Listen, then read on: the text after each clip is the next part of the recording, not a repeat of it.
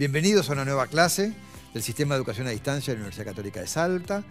En esta oportunidad vamos a ver contratos en particular, los contratos de cambio, los que transfieren el uso o la tenencia de la cosa, y los contratos de cooperación y contratos de garantía.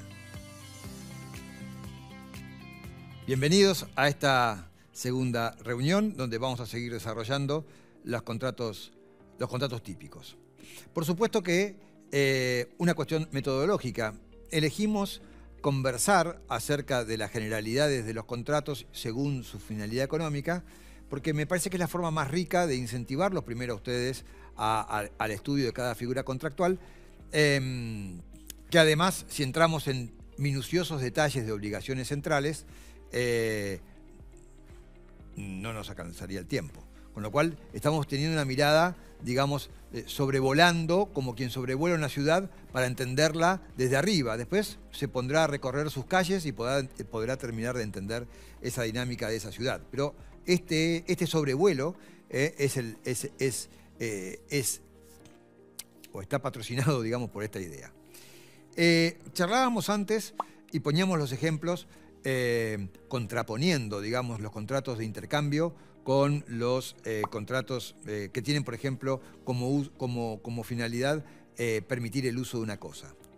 Fíjense, si recuerdan lo que charlábamos, contraponíamos la compraventa contra la locación, ¿no es cierto? Miren un detalle. La compraventa, por lo general, es algo instantáneo. Es decir, el intercambio de cosa y precio es instantáneo. Si intercambiamos un servicio, en general, cuando hablamos de servicios, para que ustedes tengan una representación clara, hablamos, por ejemplo, de los servicios de las profesiones liberales, es decir, la prestación de un abogado, la prestación de un médico, del odontólogo, del ingeniero, del arquitecto o también del gasista que nos viene a hacer un trabajo a casa. Todas esas alternativas son servicios y la prestación de servicio por dinero también suele ser instantáneo. Pero cuando hablamos de locación, de concesión de uso, la locación inmobiliaria o el comodato, fíjense que aparece el factor tiempo, el factor duración. El contrato está destinado a durar. Y en general, cuando aparece el tiempo, aparece un concepto ya no de intercambio de una relación contractual instantánea, en donde las partes entran, acuerdan y salen, sino algo que permanece en el tiempo y aparecen ciertas obligaciones que tienen que ver con la cooperación.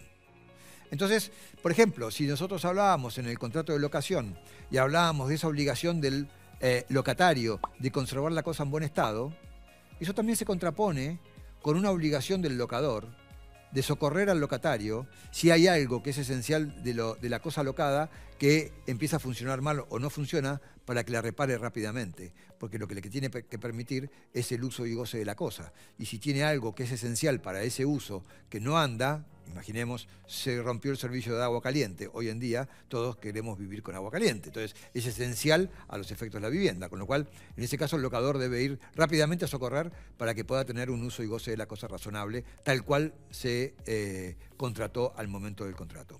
Pero me interesa rescatar este concepto de colaboración. Ustedes recuerdan que en parte general vimos el artículo 1011, que hablaba justamente de los contratos de duración y establecía una obligación de colaboración en ese tipo de contratos. Pensemos en un grupo de contratos, como son la franquicia, como son la concesión, como es la agencia. Son contratos que tienen una finalidad económica muy concreta. ¿Y cuál es? Es la finalidad económica de desarrollar canales de comercialización. ¿Canales de comercialización? ¿Qué es esto? Los canales de comercialización son el modo que nos llegan los productos para nuestro consumo.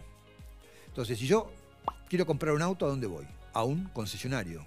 Miren el nombre que estamos usando. Voy a un concesionario. Voy a un concesionario de, ponele, Ford. Ok, voy a un concesionario de Ford. Es decir, es un representante de la marca. Hay un fabricante y hay alguien que hace que me llegue ese producto. Canal de comercialización.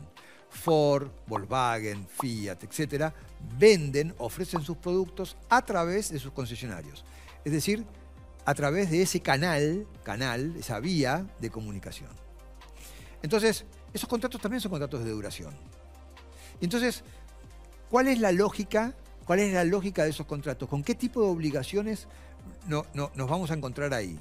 Y acá los invito a un ejercicio antes que lleguen a estudiar cada contrato. Y es un ejercicio de ustedes imaginarse primero la función económica del contrato y después ustedes imaginarse cuáles serían las reglas que para ustedes serían básicas antes de leer el código y después ir al código. Van a encontrar que muchas reglas son de sentido absolutamente común. Si estamos pensando en un tipo de representación comercial, lo digo en el sentido amplio, la palabra representación comercial, de este tipo, es que entonces va a haber obligaciones que tenga este representante, concedente, este concesionario o este agente, perdón, va a tener obligaciones de representar la marca, de cuidar la marca, el prestigio de la marca, ¿no es cierto? De estar interiorizado en cómo son y qué ventajas tienen los productos de esa marca, etcétera.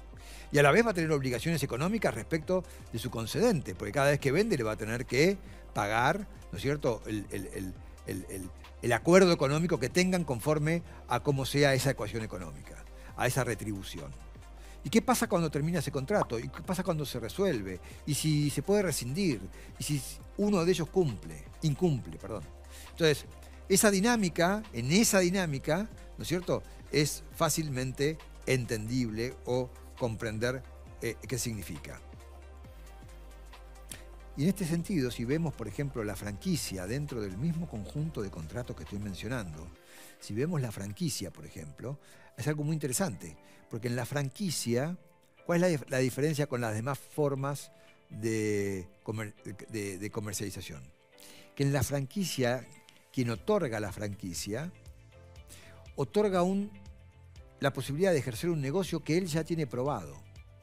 No garantiza que va a ganar dinero el franquiciado, pero sí que es un negocio que tiene un cierto funcionamiento que resulta exitoso y digno de ser trasladado hacia terceros.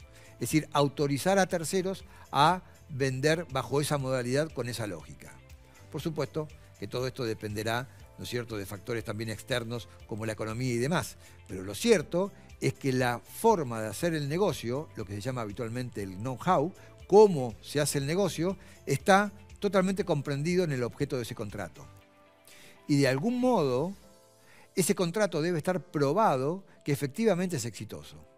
Con lo cual, lo que se concede es esa fórmula comercial, negocial, que otorga beneficios.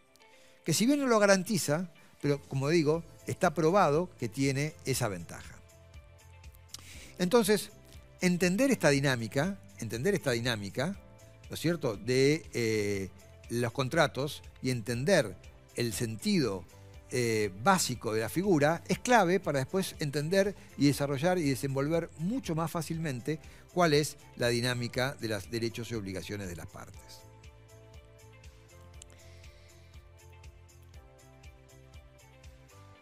En muchos de los contratos de todo tipo aparece un tema que a veces trasciende las partes.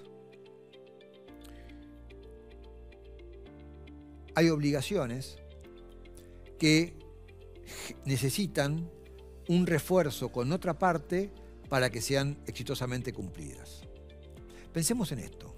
¿Qué hay de común entre un locatario que viene a alquilar un departamento o una casa para su vivienda y un franquiciado que viene y dice: yo quiero tener una franquicia de McDonald's en tal ciudad para ejercer el comercio y tener un McDonald's? ¿Qué hay de común en ellos? Hay de común en ellos en que deben garantizar sus prestaciones. Ustedes dicen, ¿por qué deben garantizar sus prestaciones? Bueno, porque hay algo que es de sentido común. Si partamos de una base, el patrimonio del deudor es el respaldo para sus deudas. Eso lo estudiamos en obligaciones. Si hay alguien que viene a alquilar para vivir, es porque no es propietario, con lo cual claramente no tiene un patrimonio que pueda responder frente a cualquier incumplimiento o imposibilidad de cumplimiento de el canon locativo. Y el franquiciado, que viene a buscar una franquicia, está viendo cómo ejercer una actividad económica. Con lo cual, bien puede aparecer la necesidad de garantizar, respaldar, ¿no es cierto?, sus obligaciones que emergen respecto del locatario en un caso y del franquiciante en otro. Aparece la necesidad de garantizar, de respaldar, de afianzar. Entonces, como esto aparece en estas situaciones y en muchas otras situaciones más, hablamos del contrato de fianza, que es un contrato de garantía, es un contrato con finalidad de garantía. La fianza es el contrato de garantía por excelencia. ¿Qué significa contrato de garantía? Perdón, garantía personal de excelencia. ¿Por qué personal? Porque por medio de la fianza, al deudor le agregamos otro patrimonio, otra persona que con su patrimonio afianza, asegura, respalda su crédito.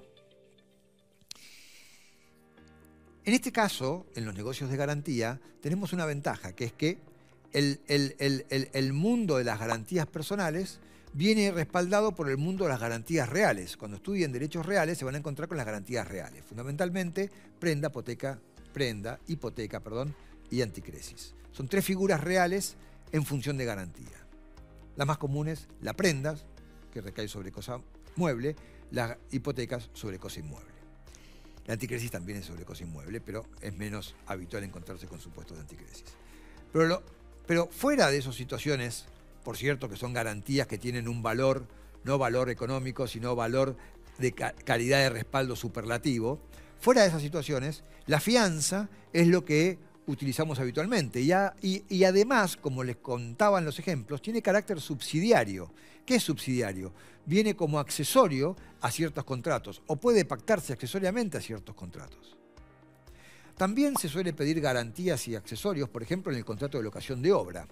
Si yo necesito que alguien haga una obra que es muy importante, la obra es importante, me refiero en su envergadura, es decir, es una obra de grandes dimensiones, yo quiero que no me deje la obra por la mitad. Entonces puede que le pida avales o seguros de caución. Son formas alternativas, contratos a veces innominados, algunos de los que acabo de decir, ¿ven? Ejemplos de innominados, que vienen a tener una función de garantía, ¿no es cierto?, al par de la fianza. Pero la fianza es el modo que está tipificado en la ley para venir a respaldar a ciertos deudores en ciertos contratos.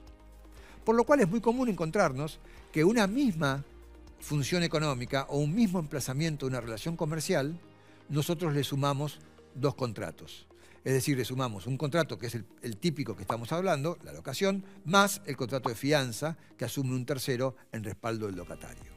Estas circunstancias, ¿no es cierto?, son habituales encontrarlas y si nosotros vemos, y eso también a ustedes lo van a advertir, porque cuando estudien ciertos contratos como el de locación van a ver que tiene normas referentes a la fianza y así sucesivamente. Todo el entramado de los contratos encuentra una lógica bastante estrecha en ese punto y más que una lógica estrecha, no es más que una lógica básicamente de coordinación.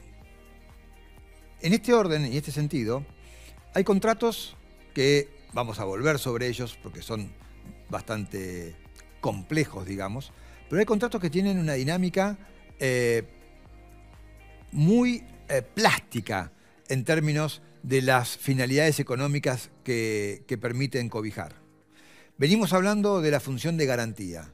Si miramos el contrato de fideicomiso y miramos el contrato de leasing, vamos a ver que esas estructuras contractuales pueden también usarse en función netamente de garantía. Pero tienen un atributo en particular estos contratos, y es que generan un patrimonio de afectación. Concepto sobre el cual vamos a volver en la próxima vez. Pero lo que quiero centrar ahora es que hay figuras contractuales que en sí mismas no tienen una figura o no tienen predominantemente una función económica, sino que le dan lugar a varias funciones económicas posibles. Porque si el fideicomiso le permite al fiduciario conformar un patrimonio de afectación, significa que el objeto de ese contrato no se confunde con el patrimonio del fiduciante ni del fiduciario, de modo tal que queda fuera del posible ataque de acreedores de uno y otro. Con lo cual, otra vez se refuerza la función de garantía. En definitiva, y para hacer un redondeo de este segmento, lo que nosotros tenemos que entender es que cuando hablamos de de contratos nominados, lo que venimos diciendo es que conciben una finalidad económica concreta, pero no basta con entender la finalidad económica, sino que lo que hay que entender son los riesgos asociados a esa finalidad económica. Si hay una finalidad económica de préstamo, es que el riesgo es que pueda no devolverse.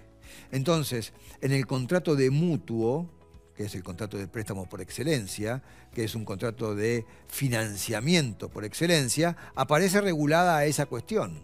Aparece regulada y acentuada la obligación del mutuario de devolver el mutuo. Es decir, a una finalidad económica le sigue un riesgo que se vuelve típico. El contrato no es típico por su función económica solamente, sino también por los riesgos que generalmente vienen adosados a esa función económica. En contratos, como decía, en el fideicomiso y en el leasing, observar ese fenómeno se vuelve más complejo, porque son figuras contractuales abiertas, que pueden cobijar más de una finalidad económica, y entonces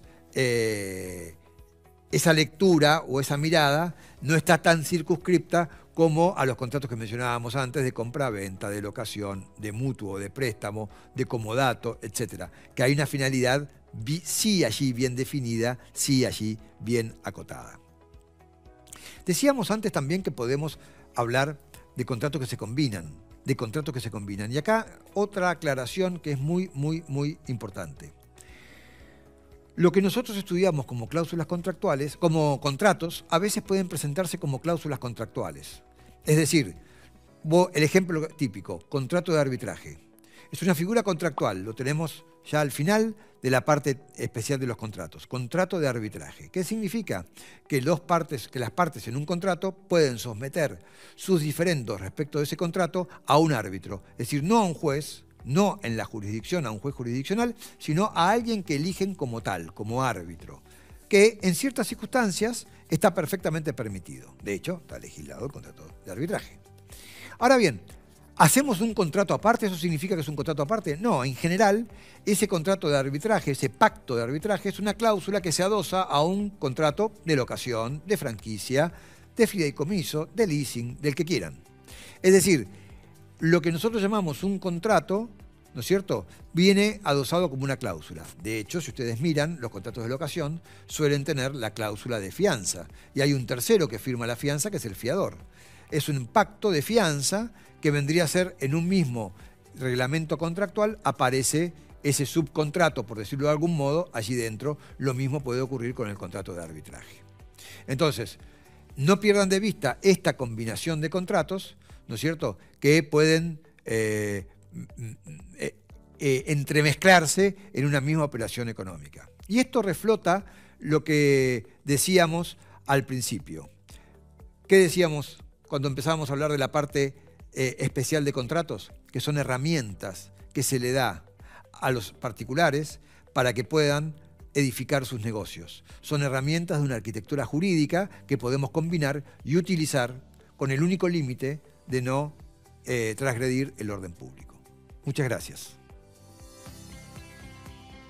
En la clase de hoy hemos visto y desarrollado el tema contratos de cambio, contratos de transfieren el uso y tenencia de la cosa, contratos de cooperación y contratos de garantía, que se encuentran comprendidos en las unidades 5, 6 y 7 del programa de estudio.